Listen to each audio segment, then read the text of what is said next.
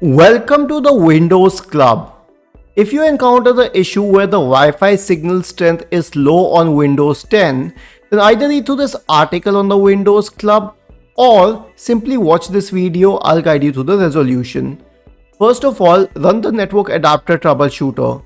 Click on the start button, select settings, scroll down to update and security, go to the troubleshoot tab, click on additional troubleshooters. Scroll down to the network adapter troubleshooter and click on run the troubleshooter to run the network adapter troubleshooter. If this helps, well and good. If it does not, go to downloadcenter.intel.com and search for Intel network adapter driver.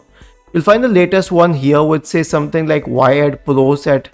So download the one for the 64-bit, which is the usual type of computer, or if your computer is 32-bit, then you can download this one.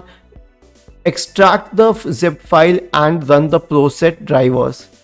The last solution would be to check the position of your laptop in respect to your router. Sometimes the router's antenna is not in the right direction, so you can fix that too. That will help in improving the Wi-Fi signal strength on Windows 10. Isn't this easy and interesting? If you have any doubts, please go to the original article on the Windows Club, scroll down to the comment section and write your query. We will surely answer to it.